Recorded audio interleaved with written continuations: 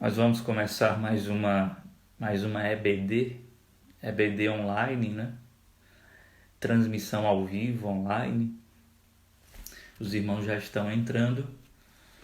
Ah, Hoje o nosso convidado é o reverendo Cleiton. Ele já entrou aqui, eu já vou solicitar. Enquanto isso, os irmãos vão entrando.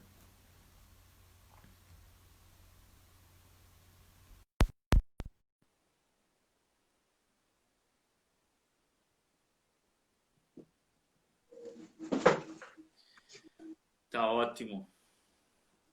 Pastor Cleiton, tá legal aí? Tá ótimo, para mim tá ótimo. Bom demais. Veja só, pastor, eu acho que vai ter momentos que eu vou chamá-lo de você, Não tem problema nenhum. pela nossa intimidade, pela nossa amizade. Antes da gente começar, deixa eu só dizer aos irmãos que você é um irmão amigo, né? Eu Amém. conheci, eu conheci lá no Betel, nós nos conhecemos no Betel. Eu lembro, eu não acho que você não vai lembrar não, porque isso ficou marcado mais para mim, né? Eu lembro que eu lhe conheci quando você fez uma ministração. A gente tinha um culto, né? No intervalo do Betel, a gente chamava de Isso. cultinho. É, E você foi a pessoa responsável pela ministração da palavra. Eu acho que você pregou em Salmo 73. Eu acho, não tenho certeza agora.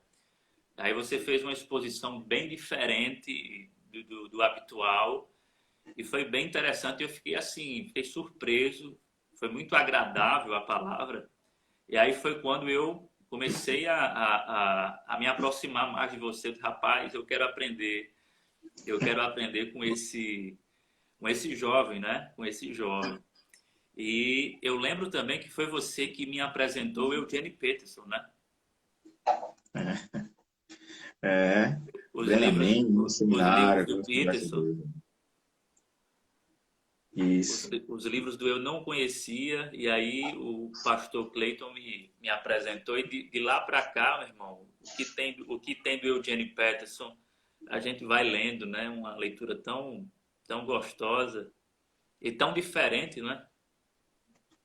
verdade, verdade.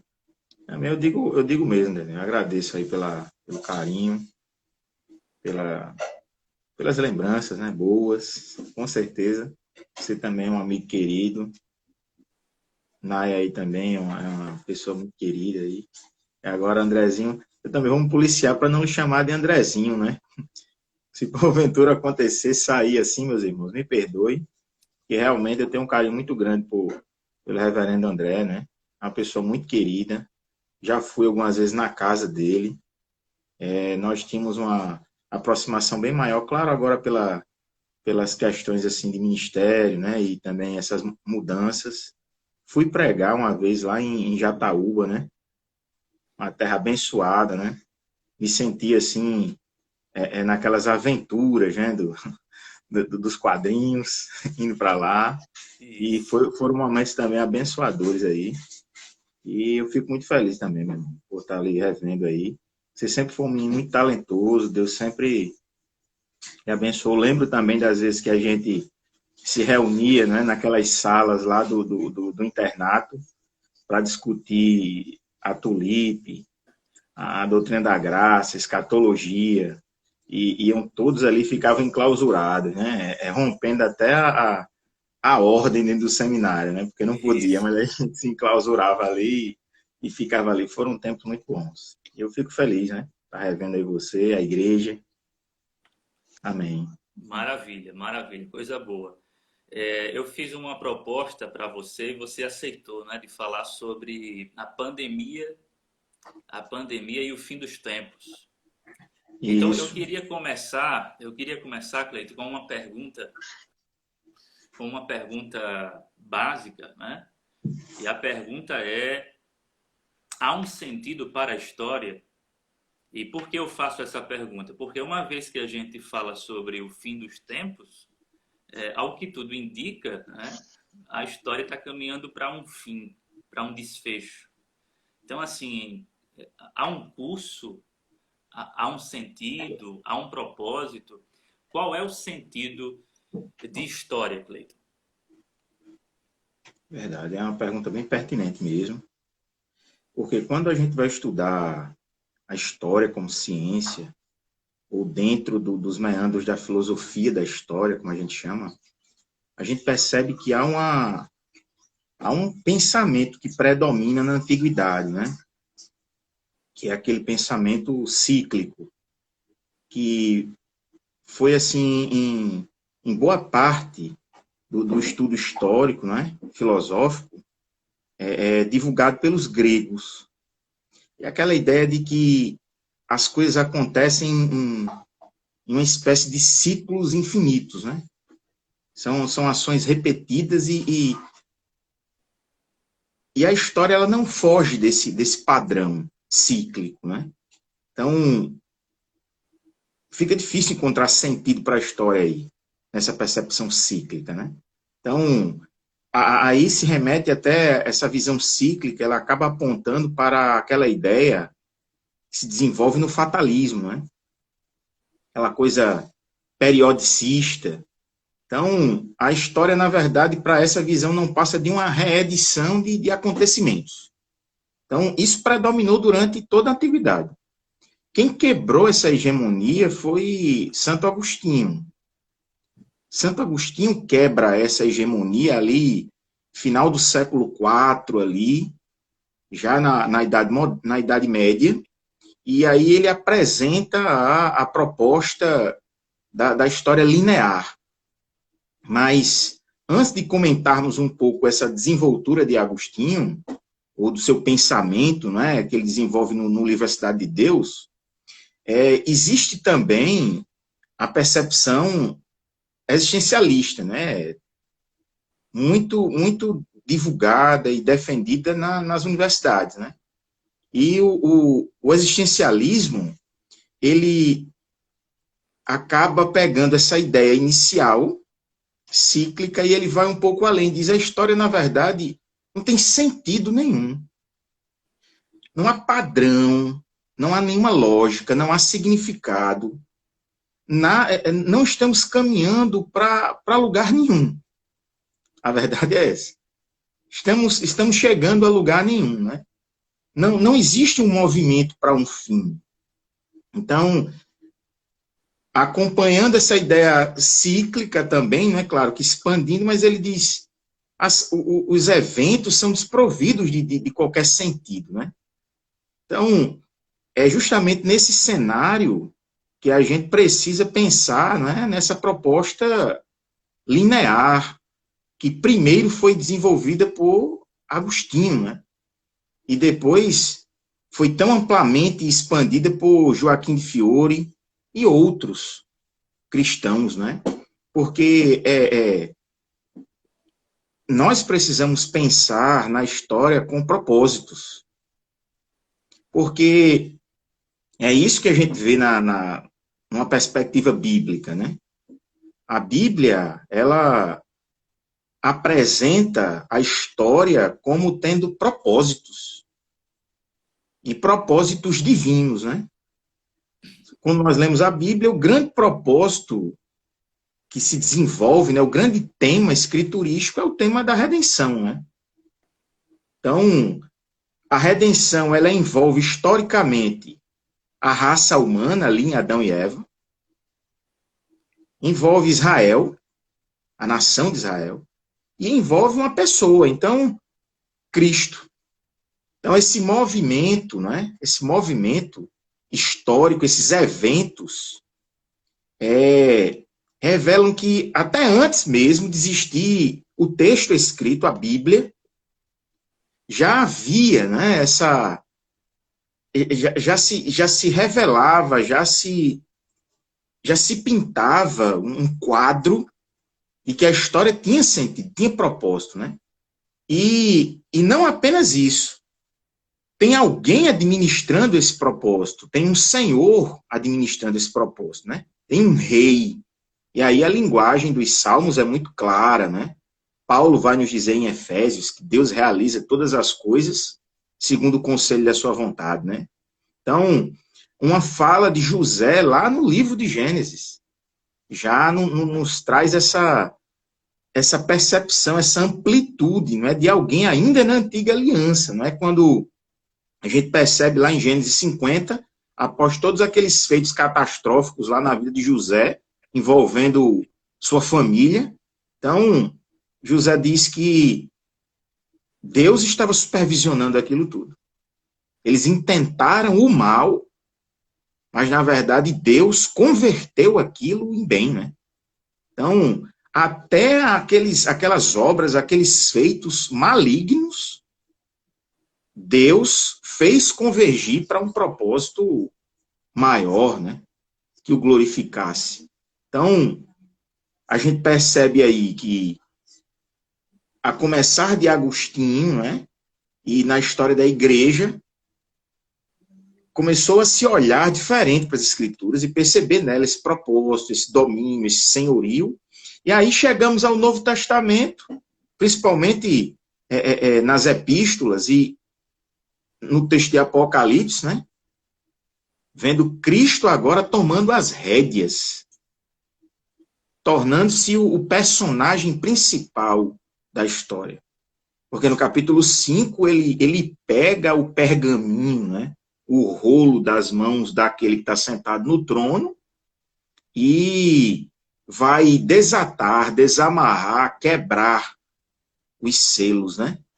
E aí vemos Cristo como o centro, o ponto nevrálgico da história, e aí se instaura aquilo que a gente chama de nova era, né?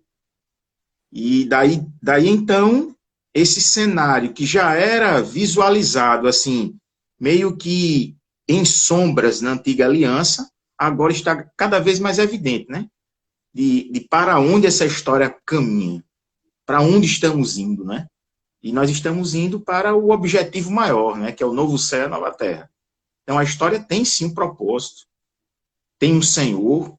Nós não estamos aqui aleatórios, né? Deus, como diz uma teoria fatalista, né, existencialista, Deus não deu corda no universo e não nos deixou alheios, né, a ela. Tem sim um propósito. Graças a Deus por isso, né? Muito boa a sua explanação, Cleiton. Do início ao fim, muito coerente, claro, muito claro. Enquanto você falava, e quando você tocou no ponto do existencialismo ateísta, né? Eu me recordo de estar debatendo, discutindo com um ateu, historiador, e você é historiador, você é formado em história também. E ali, conversando com ele, a gente entrou nessa questão do propósito, né? E do propósito da história. E aí ele, numa tentativa de ser coerente com a sua cosmovisão, se é que há uma cosmovisão, ele disse que eu fiz uma pergunta, né? Eu perguntei se havia sentido, se havia propósito na história. E aí ele, de pronto, ele disse não, não há propósito. Eu achei coerente com a visão ateísta dele. Sim. Só que ele, de repente, disse assim, não tem propósito, mas eu dou propósito. E aí eu disse, mas então, como assim? Você está dando propósito? Não tem. Se você disse que não tem propósito, então eu acho meio conflitante essa ideia de você dar propósito. E como confiar nesse propósito que você está dando? Porque uma vez que não existe propósito maior ou menor, né? A gente está falando de uma ideia macro de história, que não há um propósito maior, mas uma vez que não há propósito maior, também não há um propósito menor, né? Um propósito micro para a minha história. Eu estou perdido dentro de um coletivismo histórico bem maior, onde isso vai desaguar no nada. Aí eu disse, meu irmão, essa é uma tentativa absurda, ao meu ponto de vista, de você querer escapar de um desespero existencial. Querer dar sentido à história, porque ela não tem. Se ela não tem, você está querendo dar. Então, assim, eu estou entendendo que você está um pouco desesperado. E aí fiz questão de citar, por isso que eu sempre tenho, por isso que sempre que eu tenho a oportunidade, eu cito as palavras do Bertrand Russell. Você leu certamente coisas do Bertrand Russell, matemático, filósofo, Sim, etc. com certeza. E ele diz, é, a vida, a vida está fundamentada sobre o firme desespero incessante, sobre o firme fundamento do desespero incessante. Ou seja, a vida é um total desespero, né? Esse desespero ele é incessante, ele não se acaba, porque não há propósito mesmo para a história. Até uma tentativa, portanto, de dar sentido à história, para mim, é meio sem sentido. É muito boa aí essa sua observação, porque de fato é um reducionismo absurdo mesmo. Porque se não há sentido na história macro, como encontrar, como visualizar um link para a história micro? Porque quando a gente fala justamente desse propósito soberano de Deus, desde dos primeiros seres humanos, perpassando por Israel, e aí se desdobrando, né, por reinos, nações, até convergir na encarnação do Filho. E aí nós temos todo o propósito, toda a obra, toda a vida. Então, fica completamente sem sentido, porque quando a gente vai olhar os pormenores da Bíblia, Deus é soberano sobre os átomos, sobre as partículas, sobre os piolhos, as rãs, né? Deus é soberano sobre os ventos. Deus é soberano sobre o macro, porque ele antes é soberano sobre o micro, não é verdade? Então, muito boa essa observação aí, realmente, que você fez com o rapaz, porque, de fato, uma das supostas saídas usadas pela posição cíclica e existencialista é essa, que, na verdade, é uma espécie de tiro no pé, não é? Porque é mais ou menos aquele argumento que, no final, acaba ficando sem sentido quando você vai discutir qual é o fundamento ético para o ateu se ele não tem pressuposto divino. Então, se eu não tenho nenhum parâmetro exterior a mim, o que me impulsiona a ser alguém bom, a praticar o bem? É mais ou menos isso. Se não tem funcionalidade, se não tem sentido a história no seu aspecto macro, os feitos são desconexos, eles são completamente aleatórios, qual sentido tem a minha vida?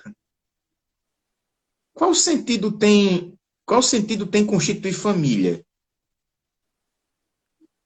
Não faz sentido nenhum. Que sentido faz eu estudar tanto para ter um doutorado?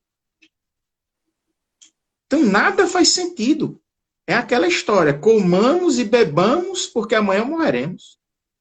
É voltar ao cinismo de Diógenes, né? É entrar num barril e viver ali dentro o resto da vida nu.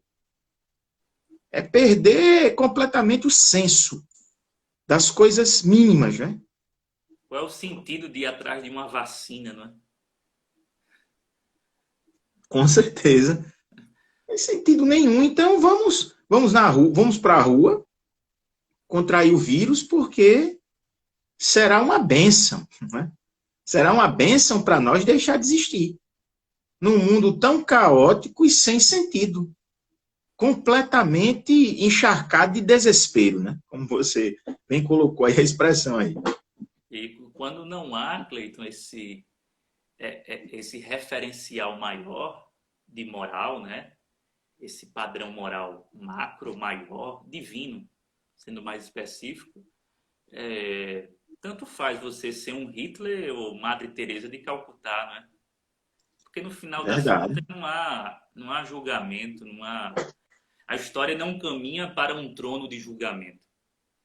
Exatamente. A gente está falando Exatamente. exatamente sobre o fim dos tempos e como você bem colocou na sua fala, uma vez que a gente fala sobre o fim dos tempos, significa que a história está caminhando para um ponto final. E esse ponto final tem a ver com julgamento, né?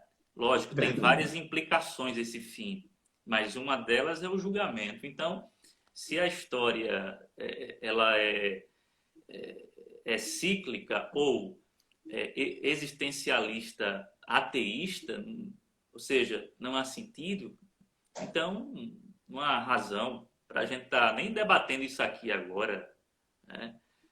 Exato. Eu não entendo como é que até mesmo professores, né, doutores, debatem sobre essa questão sem propósito, né? Porque até para você debater algo tem que ter um propósito, né? Então, qual é o propósito desse propósito? É complicado. Mas Não, é assim, verdade. perfeita a sua observação, a sua análise, você fez um panorama assim bem legal, bem interessante, sistemático, bem sistemático. Você foi paulatino, né? E também cronológico. Foi muito bom, ficou muito claro para quem está nos assistindo agora e nos ouvindo. Eu não sei se você quer fazer alguma consideração a mais sobre isso ou se a gente já levanta a segunda questão. Assim, 30 segundinhos, assim, essa sua questão aí é muito pertinente, porque essa é uma das grandes questões levantadas, né? Principalmente nos cursos de humanas, né?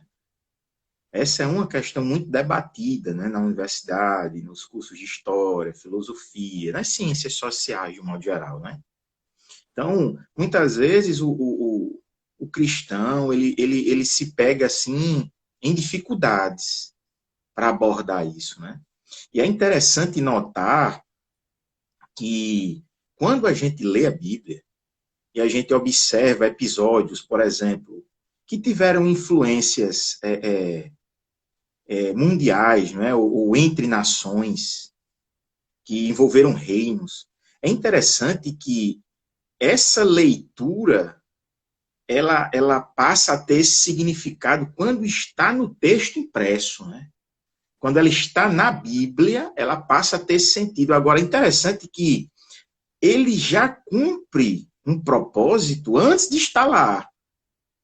Na verdade, a Bíblia, ou o texto sagrado, é a forma que o autor inspirado interpretou o episódio, né? Porque do mesmo jeito que, por exemplo,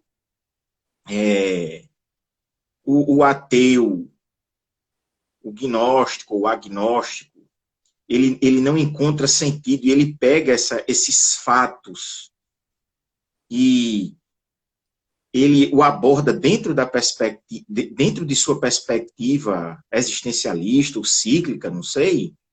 O cristão, ele não pode se constranger em momento nenhum de se utilizar, por exemplo, de episódios como este, da pandemia, e encontrar links na própria escritura de situações ou de falas, né, de textos que, de alguma maneira, já faziam premonições de episódios de proporções como esta.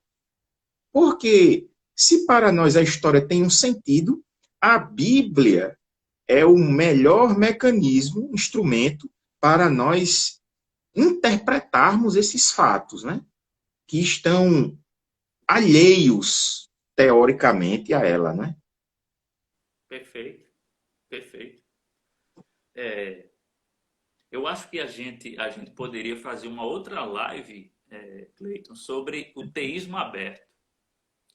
Seria Sim. muito interessante. Eu estava pensando agora, se eu entrar aí a gente não acaba mais não. Se a gente entrar no teísmo aberto, a gente não tem fim não. Mas a gente pode marcar uma outra live para falar sobre o teísmo aberto, é muito importante, né? Seria E bom. fazendo lógico, fazendo o contraste, né? Entre essa falácia ou as falácias do teísmo aberto e do outro lado a verdade escriturística no tocante à história e o controle de Deus absoluto sobre todas as coisas, como você bem falou aí.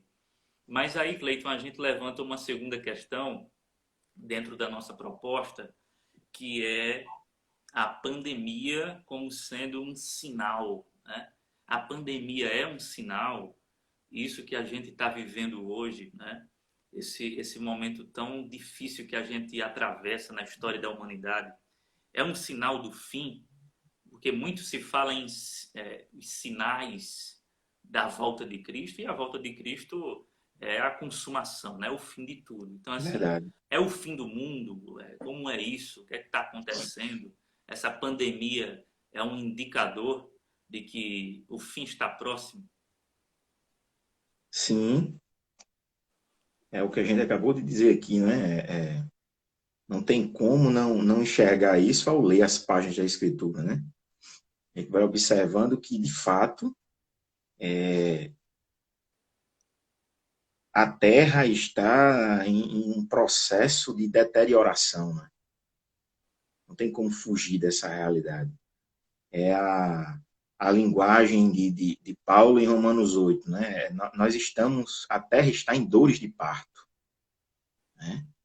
E é uma figura de linguagem ali interessante, né? Que, na verdade, são várias que Paulo usa ali, são várias prosopopeias, como já dizia o Dr. Eber, né? E, de fato, não podemos ter uma visão nesse sentido otimista, porque, ainda que de forma indireta, mas a terra foi amaldiçoada, né, por causa do pecado do homem. E desde então a terra ela está em colapso. Então, todos estes episódios, pestes, convulsões cósmicas, né, e questões desta ordem, elas sim são um indicador de que a história está caminhando apressadamente para o propósito final, né? Então, com certeza, a pandemia é um sinaleiro, né? E dentro destes sinaleiros, um grande sinaleiro, né? Principalmente por conta da realidade da globalização. Porque a globalização, neste aspecto, ela nos coloca diante de uma realidade que muitas vezes passava despercebida de nós. Aqueles, por exemplo, aqueles sinais que você acabou de citar aí, que Jesus cita no sermão profético, né? E tem um registro lá dos sinóticos.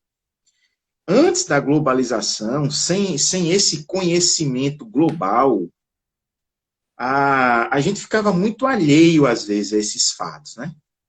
Então, cada vez mais, essa troca de informação em praticamente tempo real nos dá uma dimensão, não é, do quanto as dores estão assim intensas, né? Você recentemente aí teve um filhinho aí, né? Está aí cuidando dele aí com muito amor e carinho. E antes de Nai ter o bebê, as contrações elas são intensas, né? Então as dores, as contrações, e aí é mais ou menos essa ideia de Paulo ali, né? Então, quanto mais convulsões, quanto mais colapsos, quanto mais evidências nós tivermos, né, mais patente, mais latente para nós deve ficar a ideia de que o fim está próximo, né? E realidades como essas, realidades como essa da pandemia e outras catástrofes de proporção global que a gente viveu ou venha a viver, é uma evidência clara, né? É como você bem me disse outro dia, citando o Lewis, né? É o megafone de Deus. Não tem como correr, né? Então, com certeza, é um sinal, sim.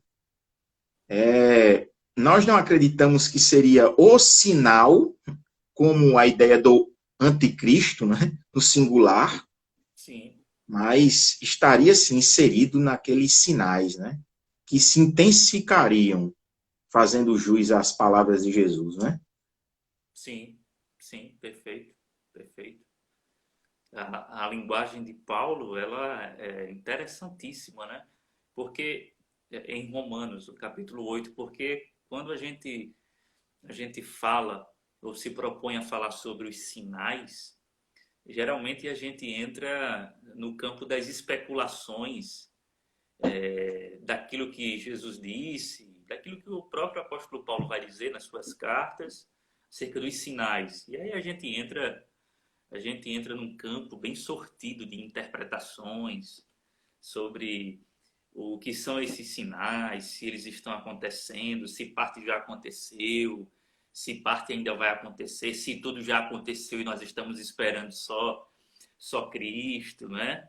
E aí cada um tem uma escola de interpretação dentro do campo da escatologia bíblica. Mas quando você responde a essa pergunta com a linguagem de personificação de Paulo, né? A Isso. criação está sentindo dores de parto, então esse é um sinal que parece que enxuga todos os demais sinais, né? Faz uma síntese, porque as dores começam a aumentar e a ideia é essa mesmo, que vai nascer, algo novo está para nascer. Né? E aí, Exatamente. usando a linguagem do N.T. White, né? Ele diz que a nova terra preparada por Deus, ela vai, e aí ele vê uma continuidade, né? Ele não vê uma descontinuidade, ele vê uma continuidade. A nova terra vai nascer dentro do útero dessa velha terra. E aí Deus vai operar um milagre, né? Deus vai operar um milagre e nós batizamos esse momento como rejuvenescimento da velha terra, da terra caída e amaldiçoada pelo pecado. E é isso que a gente espera, a nossa esperança é essa, né? Embora a nossa visão não seja otimista, de fato não é, o mundo vai de mal a pior, é óbvio que a gente vai ter espaços de tempo ou de tempos para a gente respirar, né? Pelo menos ir a uma praia. Eu quero, assim, eu quero que as dores deem uma paradazinha para ir à praia, dar uma respirada, tomar uma água de coco, para a gente voltar a sofrer. A gente voltar a sofrer, aí não tem como escapar do sofrimento. E é por isso que a nossa esperança está depositada é, totalmente, absolutamente, nesse fim, que não é um fim para a gente, não é um fim nostálgico, não é um fim assim, sem sentido. Não é o fim, é na verdade o início, né, de de uma alegria infinita, eterna com o nosso Senhor. É verdade. É como tem a tradução do J.B. Phillips, né? Ele traduzindo esse texto de Paulo, lá aos Romanos 8, ele disse que a natureza está de ponta de pés, como quem aguarda alguém, como uma criança que aguarda o pai na esquina, né? E aí é justamente isso. Algo extraordinário está para nascer. Mas é óbvio que dentro desse panorama, até a ciência, a física, né? Tem lá a lei da termodinâmica, né? A lei da entropia. E esse é um argumento muito bom para discutir sobre várias questões. Você observa que já é comprovado, já há muito tempo, que o universo está em decadência. Quando a gente fala em natureza e tal, a gente está falando, porque o texto aqui, em Romanos 8, é interessante, né? Que Paulo faz uma distinção. No verso 21, ele diz assim: na esperança de que também a própria criação seja liberto, ou seja, libertada do cativeiro da degeneração, para a liberdade da glória dos filhos de Deus. Então, essa criação, quem seria ela, né? E aí há uma discussão, né? Quem entraria nessa criação? Mas quando nós, por eliminação, vamos trabalhando o texto, essa criação aqui envolveria os seres inanimados, né? O universo, que a lei da termodinâmica, a entropia, diz que o universo está em colapso, né? Ele está se desorganizando, né?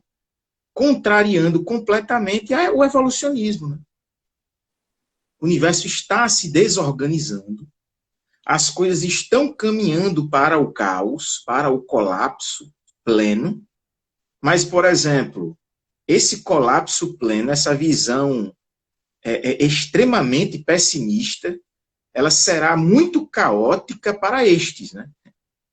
Que não tem perspectiva nenhuma e nem repousam sua confiança naquele que é o centro do universo. Porque para nós, por mais caótico, não é? Como você bem colocou aí, nós conseguimos perceber que, diante de todo o caos, a criação, como diz o Salmo 19, ela revela a glória de Deus, né?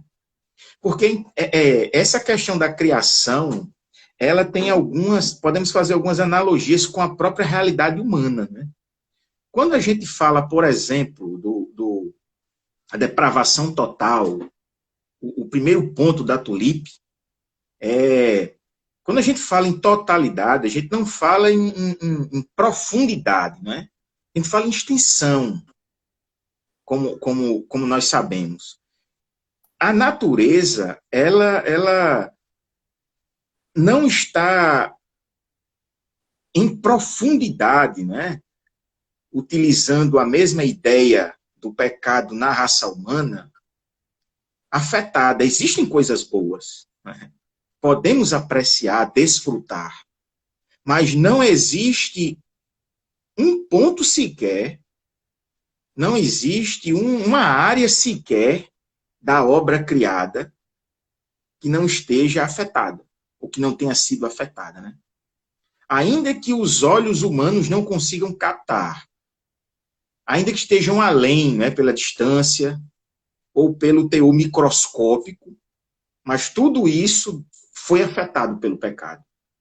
Desde as ervas daninhas lá no Gênesis, né, dificultando e tornando a terra inimiga do homem, até o colapso cósmico, né, dos universos, ou dos multiversos, para aqueles que acreditam, né?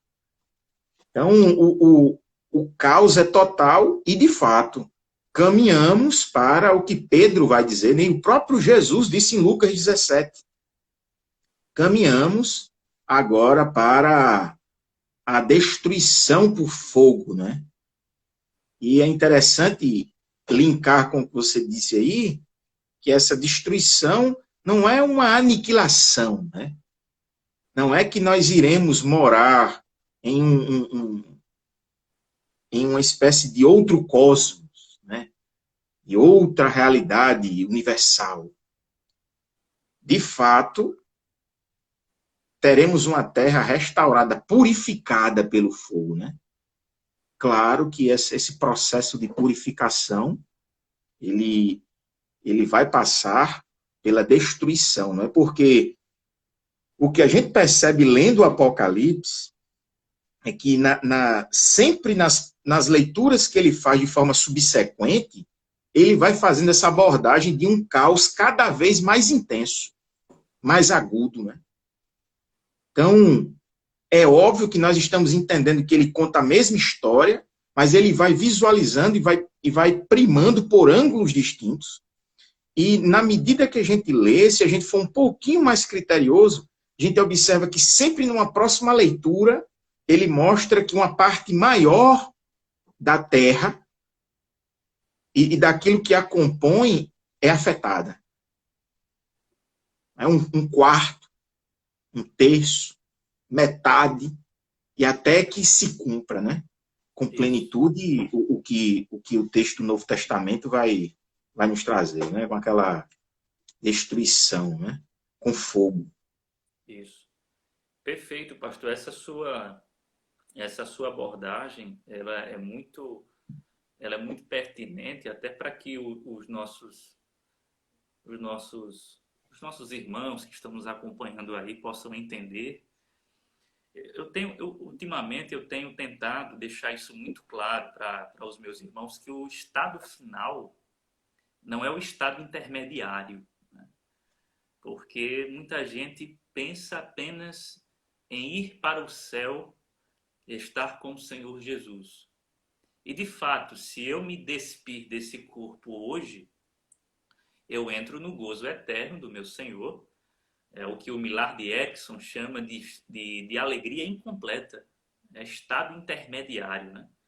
Isso. E nós teremos, depois desse estado intermediário, nós teremos um estado final.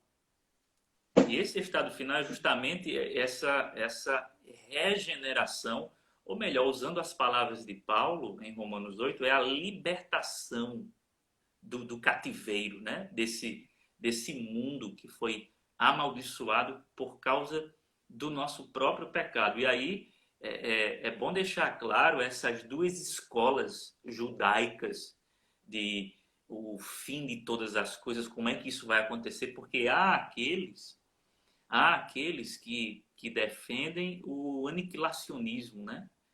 Deus vai, e usando até esse texto de Pedro aí que você citou, Deus vai destruir com fogo a terra e vai aí criar um outro cosmo, um outro mundo. E essa ideia é meio frustrante, né? Até mesmo para Deus. Acho que seria frustrante, porque Deus Sim. cria e aí o inimigo vem, semeia o pecado e aí a história vem degringolando de forma tal que Deus está dizendo assim, eu vou ter que fazer tudo de novo porque o que eu fiz não deu certo. Mas a gente sabe que não é o Deus que vem aniquilar todas as coisas com fogo, mas purificar, a ideia de purificação, né? De você restaurar a criação que está cheia de impureza, de iniquidade, e o Senhor varrerá de uma vez por todas e para sempre tudo aquilo que é ruim, tudo aquilo que é mal, que é perverso, e tudo aquilo que é hostil à sua santidade. Então, é muito bom que isso fique claro para quem está nos ouvindo, porque essa é a escatologia bíblica. Essa é a escatologia bíblica. E a gente, de alguma maneira e em alguma medida, a gente tem como missão, enquanto aqui nós estamos, antecipar, não no sentido de querer que as coisas andem de acordo com o nosso tempo, mas de antecipar para os incrédulos a nova criação, a partir de coisas boas. Porque, como você falou aí, do mundo que foi contaminado pelo pecado, mas não de uma maneira tão profunda que não há nada de bom. Não. É como uma ilustração que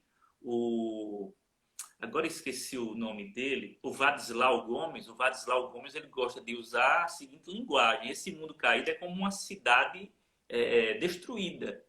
E uma cidade destruída, ela é caótica, mas tem ali, você gosta de ver algumas coisas. Rapaz, olha que interessante isso aqui, né? Isso aqui, então você dá uma olhada e dá para você caminhar em meio aos destroços. E aí ele diz, não é como um lixão. Esse mundo não é como um lixão. Quando você vai num lixão, você nem chega perto. Você diz, aqui, rapaz, aqui é tudo podre. Isso aqui está tudo podre. Né? Não tem como você andar nesse mundo. Mas não. O mundo é como uma cidade maravilhosa que foi, de alguma forma, desmoronada pelo pecado e a gente ainda anda em meio a esses pedaços e vai olhando e olhando, dizendo, rapaz, dá para fazer uma boa reconstrução disso aqui, uma reforma.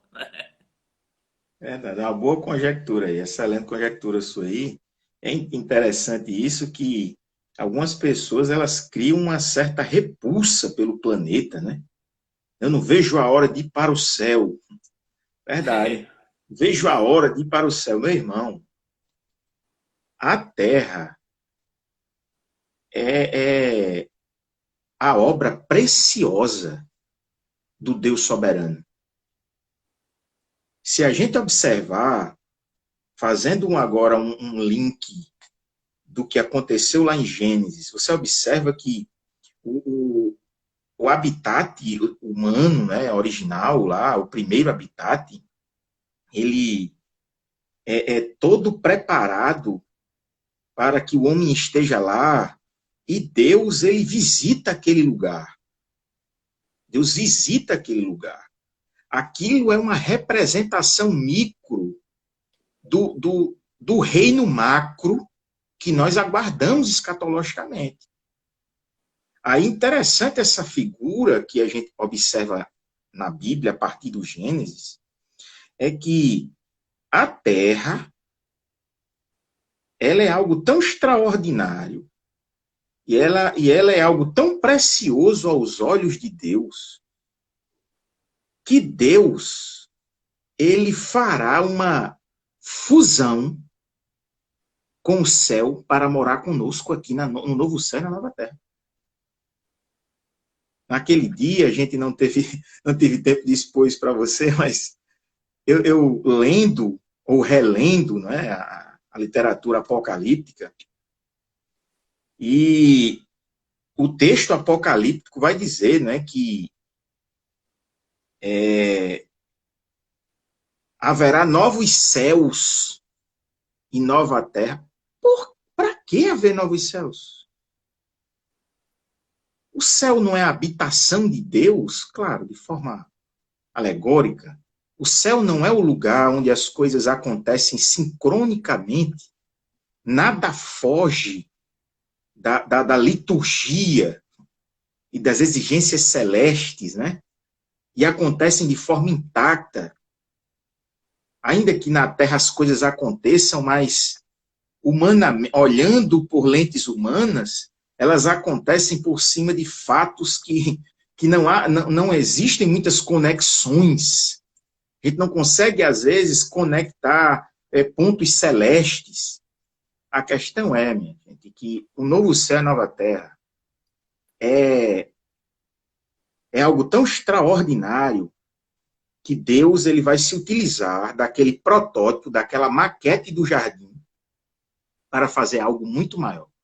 Porque agora Deus, o novo céu e a nova terra, em Cristo, ele não vai apenas nos visitar na variação do dia. Ele vai trazer o céu para a terra. Ele vai trazer o seu trono para morar entre nós. Então, este é o nosso lar. Essa é a nossa casa. Claro que não estamos ainda na casa reformada, como o reverendo colocou aí. Não estamos ainda, não tivemos ainda a obra final do carpinteiro e do arquiteto. Mas, em breve, teremos, né, a nova Jerusalém que desce do céu, né, como capital, e nós teremos o trono de Deus entre nós. Teremos Cristo entregando o reino ao Pai. Não vou entrar agora nessas discussões porque não é a nossa discussão aqui. E aí nós reinaremos com ele. Esse é o reino que Deus preparou para nós. Ele não vai descartá-lo. Ele não vai ignorá-lo. E como bem você colocou, ele não vai deixar ninguém fazer isso. Nem o diabo, nem o pecado, nem os ímpios, nada. Ele mesmo irá colocar fogo sobre ele para purificá-lo e restaurá-lo, como assim o aprouver. Porque o dilúvio foi um protótipo do que Deus fará com o fogo, né? A água do dilúvio. Os dois grandes elementos de destruição na Bíblia. Aí nós aguardamos esse protótipo, né? Esse buganville celestial, né? Nós aguardamos esse condomínio de luxo celestial, né? Com a presença ilustre do Rei da Glória, né? Entre nós. Exato. Podemos dizer, então, de alguma maneira, não, com todas as letras, né? Que a nossa esperança é material. É palpável, é algo concreto. E quando a gente parte do pressuposto, né? Muita gente atribui isso ao Caio Fábio, Jesus como chave hermenêutica, mas isso é algo que muita gente vem fazendo uso com outras palavras, né? As Verdade. pessoas costumam usar o mesmo critério de interpretação usando uma outra linguagem para dizer que não está como herege. Apenas isso. Mas quando a gente faz essa leitura bíblica da nova criação a partir das lentes do próprio Cristo ou a partir da pessoa de Jesus, você vê o Cristo ressurreto, o Cristo em carne, né? Em corpo glorificado. Então ele é a medida de todas as coisas. E é a partir dele que eu interpreto todo. Então, se ele foi glorificado em corpo, se ele é matéria, se ele é físico, né? Então, a nova criação também será. A nova criação também será. Segue esse cortejo, segue essa ordem. Porque os filhos de Deus, aí no texto de Romanos, como a criação aguarda pela libertação dos filhos de Deus, porque é a coroa da criação que primeiramente precisa ser liberta desse cativeiro, porque uma vez que foi a coroa da criação que levou a criação para essa queda, é a libertação da coroa da criação que vai levar a criação para essa glória, né? Então a gente aguarda assim da mesma forma que a gente aguarda um Cristo em corpo glorificado e não um fantasma, a gente não está aguardando um fantasma vir ao nosso encontro. A gente está aguardando o Cristo em corpo glorificado vir ao nosso encontro. E juntamente com ele, a nova Jerusalém descendo do céu. É o beijo, né? É o beijo do céu com a terra. E o casamento aí será concretizado. Então, perfeito. A gente tem 7 minutos, no máximo aqui, de live agora. E aí eu vou partir para a terceira questão, que é: qual é a mensagem, Cleiton? Já aproveitando o ensejo, qual é a mensagem do Apocalipse? Eu sei que talvez essa pergunta ela exija, né, de você mais tempo, mas assim, de maneira resumida, qual é a mensagem do Apocalipse? A mensagem do Apocalipse é que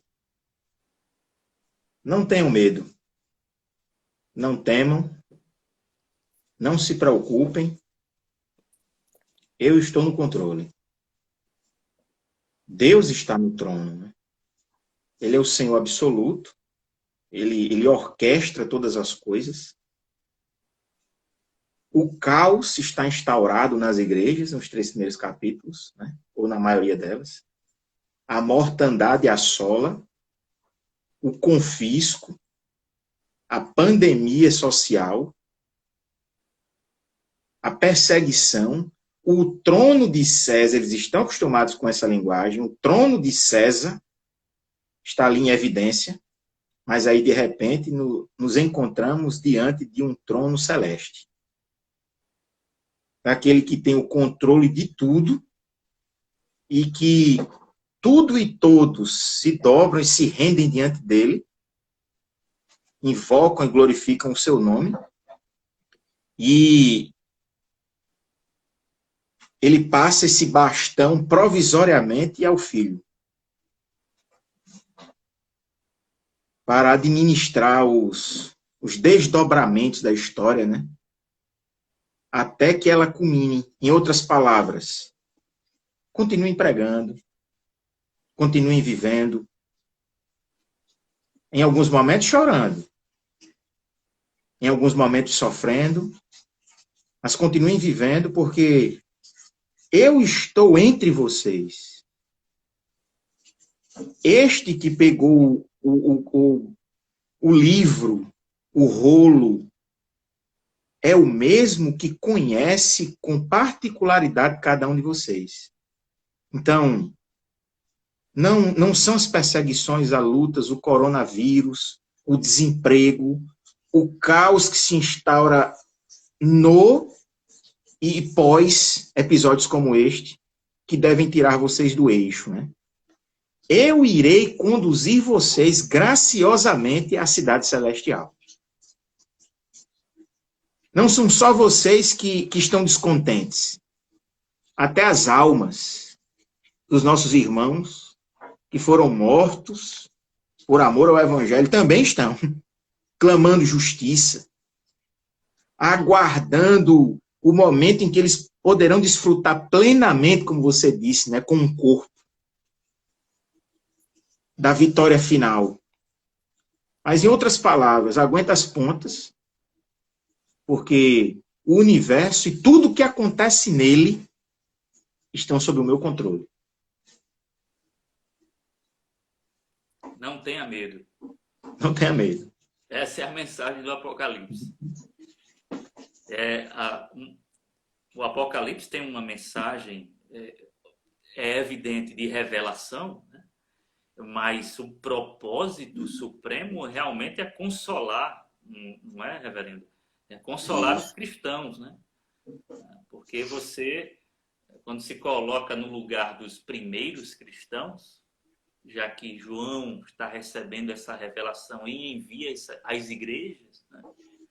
Quando a gente se coloca no lugar deles, onde há sofrimento, confisco que você falou aí, os nossos irmãos perdiam suas casas, seus bens, né?